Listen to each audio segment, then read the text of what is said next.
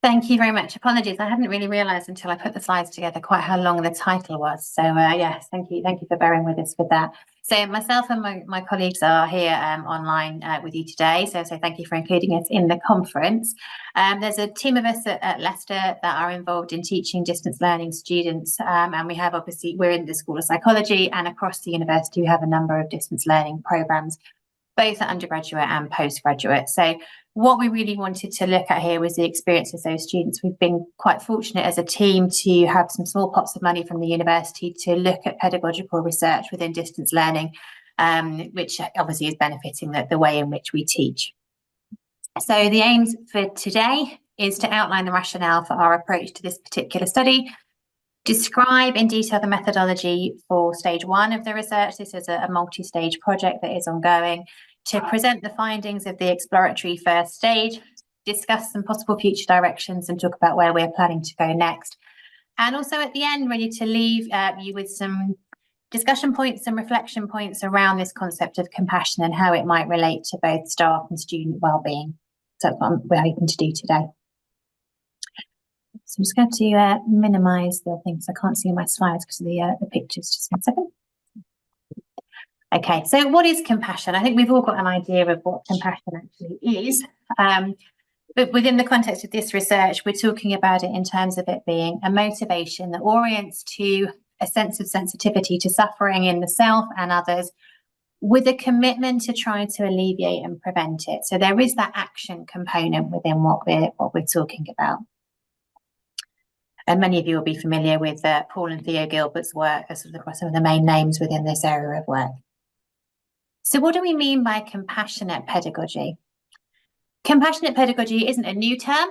It's been around for a little while now, within both a sort of primary and higher education and tertiary education sectors. So compassionate pedagogy is described as creating an environment for learning that notices distress for both students and staff and takes active steps to reduce it. And it has been shown to improve instructor-student relationships and also to reduce stress for both groups. And that's really where our interest in this relationship between compassion and wellbeing came from. Critical compassionate pedagogy has been defined as a pedagogical commitment that allows educators to criticise institutional and classroom practices that ideologically underserve students at disadvantaged positions, while at the same time to be self-reflexive of their actions through compassion as a daily commitment. And we'll kind of revisit that again when we talk about some of our findings. And this, I think, is particularly interesting in our context around distance education. Compassion requires social interactions and human connection. So we know that we can do that in distance learning, but perhaps it's thinking about the fact that that context is a little bit different, and then therefore, how do we create a compassionate environment while we are kind of physically separated? So on the other hand, what is well-being? The World Health Organization, again, many of you will be familiar with this definition, states that well-being exists in 2 dimensions, subjective and objective. So it comprises of an individual's experiences of their life, as well as a comparison of their life with social norms and values. So looking at how we feel about ourselves, how we feel about our own well-being, but also making that comparison between ourselves and others. We know, I think anybody who was in one of the keynotes yesterday morning, will have been very familiar with some of the things that's on this slide. Wellbeing in higher education staff is quite low. Liz Morrish's article titled Pressure Vessels talked about there being an epidemic of poor mental health among higher education staff, which I know is something we can probably all see in colleagues. Times Higher Education, this was pre-pandemic, talked about unmanageable workloads in academia. Another study from pre-pandemic times, 43% of academic staff were exhibiting symptoms of at least mild mental disorder, nearly twice the prevalence of mental disorders in the general population. And a post-pandemic study, half of British academics suffer from depression, with 30% suffering from daily burnout symptoms, and 2/3 planning to leave the field. So we know that this is a problem. And again, it's been talked about throughout the conference from the keynote yesterday morning. What about wellbeing for distance learning students? Is there anything specific about that group? And again, I think those of us, we're all involved in teaching DL students. We know that it's quite a different experience.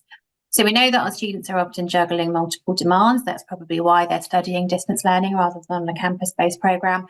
So they may have work and family commitments to manage alongside their studying, so they can experience role conflict, fatigue, and sometimes sort of dissatisfaction in all areas, that feeling that they're not doing well in any of the areas.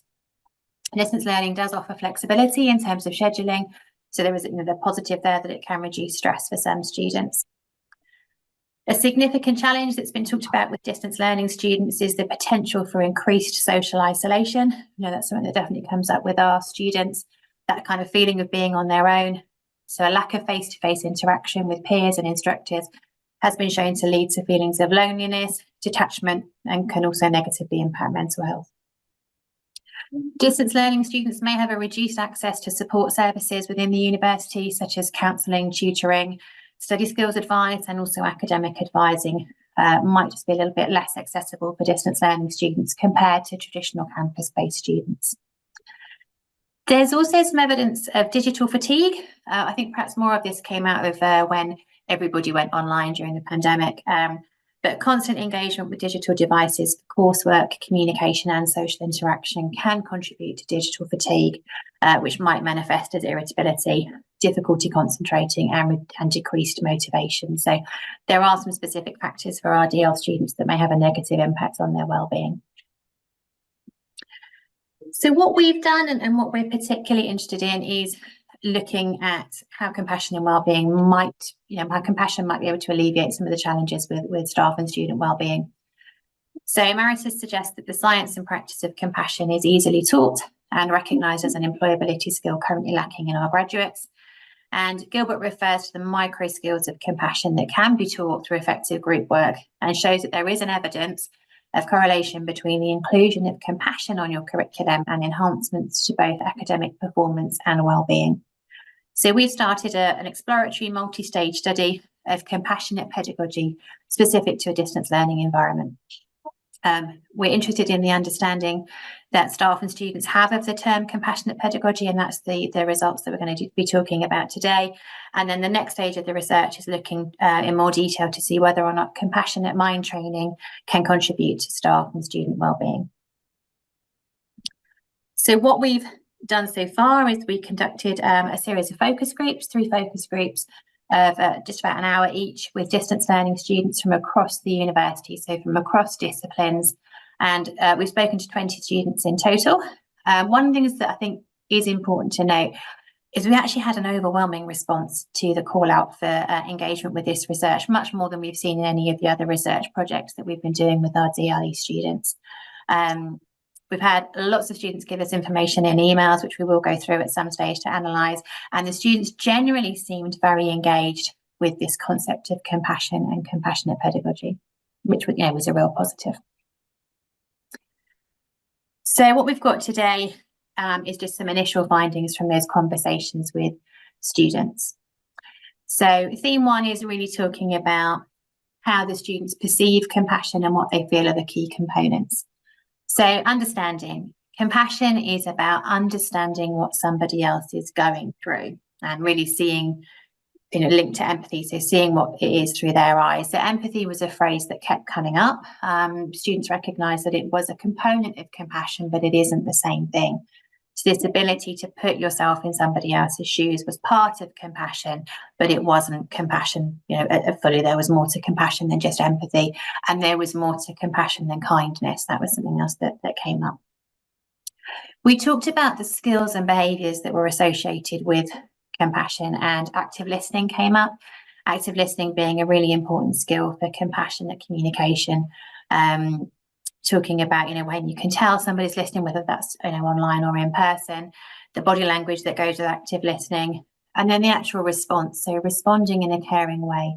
Once you've listened to what the person's sharing with you, compassion involves then responding to the other person's needs in a caring way.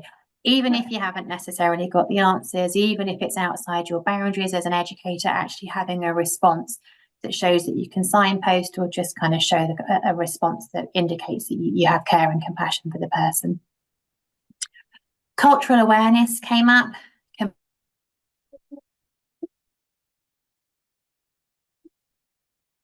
Hold on.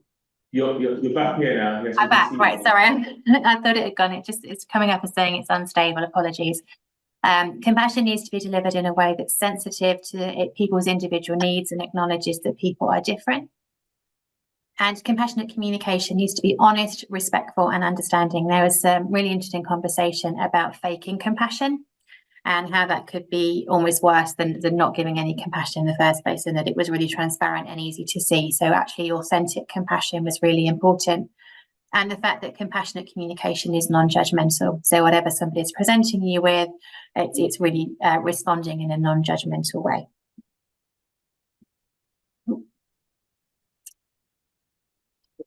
Okay. Secondly, we looked at compassion within a higher education context and talking to the students about what they felt compassion looked like within higher education. And they were talking about things like recognising, acknowledging and validating the students' experiences, providing clear and accessible communication. And this is quite interesting because it was more of a process-driven component. So things like our assignment briefs being clear, things like assessment criteria being really easy to understand, processes for mitigating circumstances. You know, it was actually being received as compassionate if all of that information was really clear and easy to understand for our students. They were seeing that as a compassionate act rather than having to sort of second guess what was expected. Offering support and guidance and also being available for that. So being accessible, responding within a reasonable time frame, and then being flexible and understanding. So particularly, I think, in a DLE context, when students are juggling so many things, being flexible, understanding they've got lots of things going on, maybe making ourselves available at different times for students, and just, again, showing that understanding. Talked about compassion being embedded in a culture of trust and respect. And the students sort of reported that when they feel like they're cared about and they're supported by their students, then they felt that they were more likely to be successful, that it had an impact on their academic performance. The little bit at the bottom of the slide, sorry for the formatting there. There was an interesting discussion about automated messages and how they can come across as sort of the opposite of compassion. So there were some experiences that students shared of receiving automated messages, for example, when a deadline had been missed, but they had applied for mitigating circumstances. They had this sort of anxiety then that they'd had this automated response that they hadn't submitted on time, and yet they knew that they were going through the process, or they'd spoken to a tutor about it, and sort of showing that was a disconnect and very much a kind of lacking in compassion. And again, we'll perhaps talk a little bit about how automation may help or hinder compassion as we come to the end. Talking a little bit more about creating this compassionate learning environment. Again, active listening came up. Having open communication channels, again, I think particularly in DLE, students knowing who they can talk to, understanding the role of a personal tutor, some discussion about really understanding what that role is for and how that differs perhaps from a module tutor or a program lead, you know, understanding who it is they should go to. Adaptability, compassionate tutors they felt were able to adapt their approach to meet the needs of students. Students were saying there were times that they would need more compassion than other times, and you know the most compassionate tutors were the ones that could pick up on that. Involving tutors who are approachable, patient, understanding and responsive, and also that it was about the role of professional services staff as well as tutors. So all the staff that they come into contact with in their university studies, it was important. So we started to talk about more of a culture of compassion rather than it just being about interactions between individuals. And the students felt that a compassionate culture would benefit students and staff by creating a more positive and productive learning environment for everybody that was involved in it.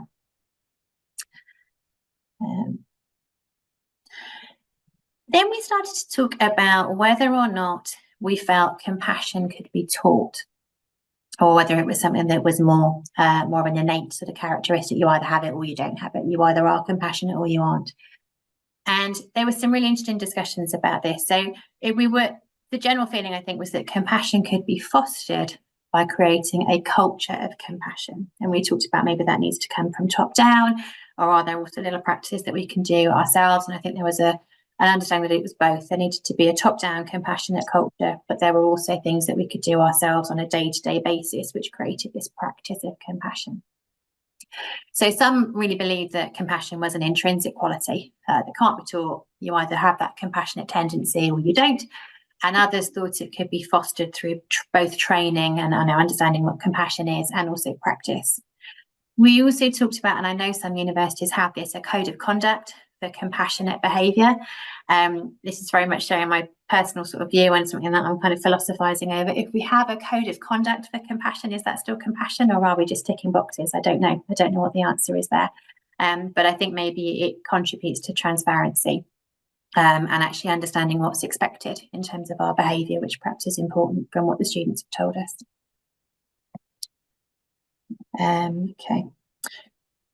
So the last part of our focus groups was really looking at this relationship between compassion and well-being. And this is where we started to talk about compassion for self as well as compassion for others, and that being a really important part, and maybe even a precursor to compassion for others, is actually having compassion for ourselves. So as you see there, the students sort of summarised that compassion can be difficult to practice or sustain when a person's own well-being is low. But some people, going back to this sort of nature-nurture, some people seem to have a natural capacity for compassion, even in difficult circumstances. There was definitely an emphasis on fostering this sense of community within the learning environment, involving connection between students and staff, that being really important, that feeling of relatedness to others, and a shared vision of mutual support and well-being. So again, more of that cultural component. And that compassionate pedagogy recognises the importance of well-being for both students and for tutors. So a lot of the conversations were actually about compassion from tutors to students.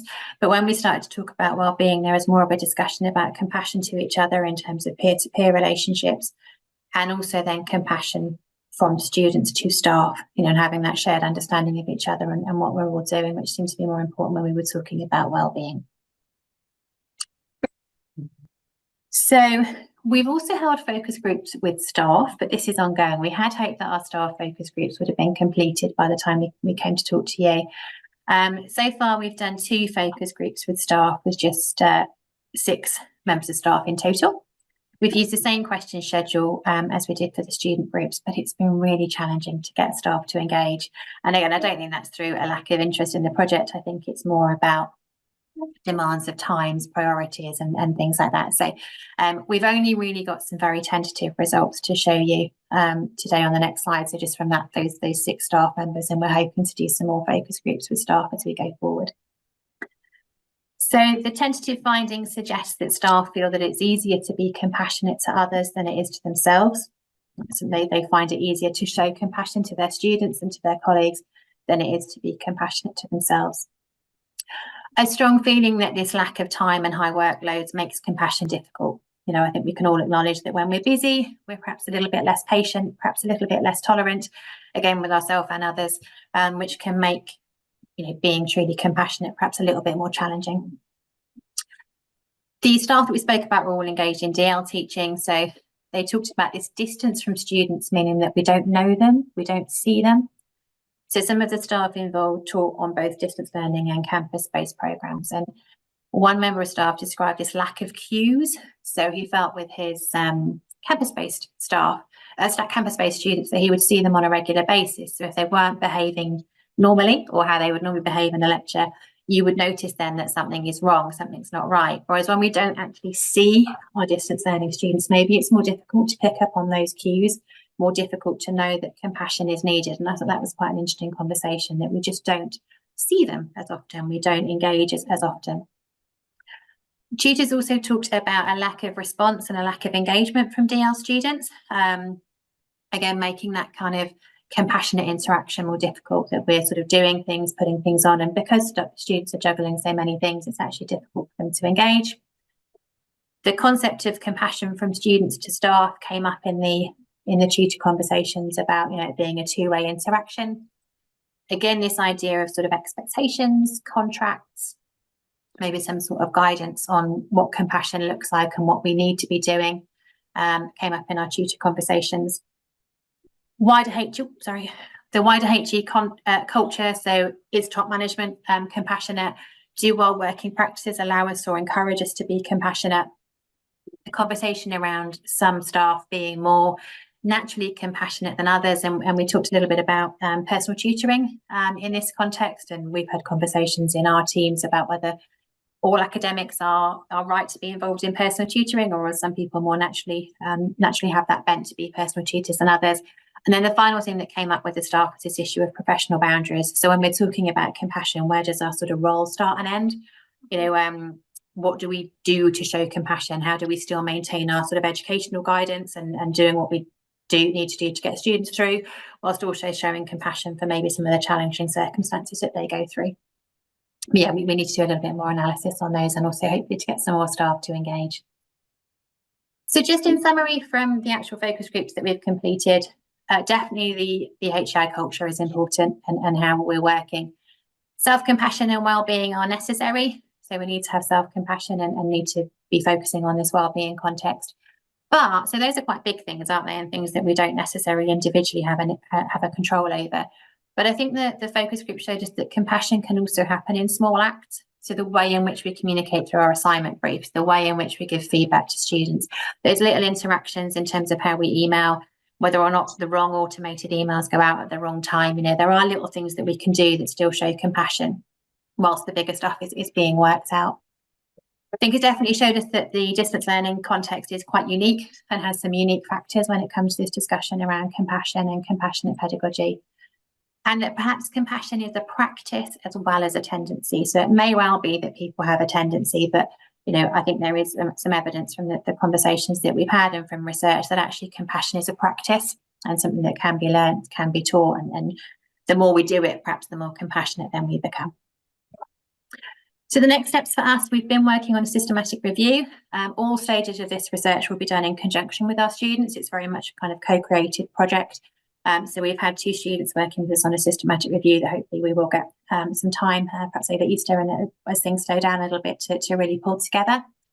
And then our plan is to do a compassionate training intervention within one of our DL modules based on Thea Gilbert's micro skills of compassion, and to do some staff training again in the micro skills of compassion and looking at how we can all integrate it in our teaching.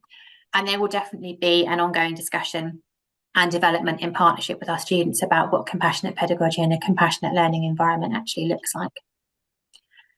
Just wanted to leave with some sort of reflection points that we've been talking about as a team as a result of our discussions so far.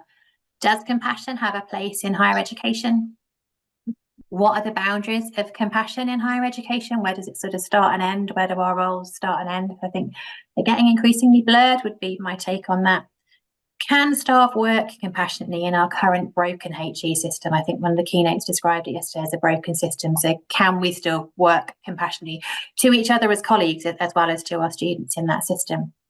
Can we be compassionate in DLE, or are we just too remote from our students and possibly our colleagues? Is compassion a two-way process? Does it have to be reciprocated? Can we all do compassion? Or maybe not. Maybe some days and not others. That's how I feel. Can automation and AI help us be more compassionate? Is there a role for that? I mean, I'm very much on a steep learning curve with this, but could we automate some practices that would then give us more time to be more compassionate and to spend more time with our students? Is that a way in which we could use things more positively, possibly? And maybe finally, if we actually had high well-being, would compassion naturally follow? If we were all feeling amazing and thriving, would compassion just happen naturally? So those are just really some sort of thought points. There's some references. I'm happy to sort of share slides. I'm not quite sure how that's working, or if anyone wants to email me, I've put my email on the slide. Thank you very much for your time and attention. Thank you.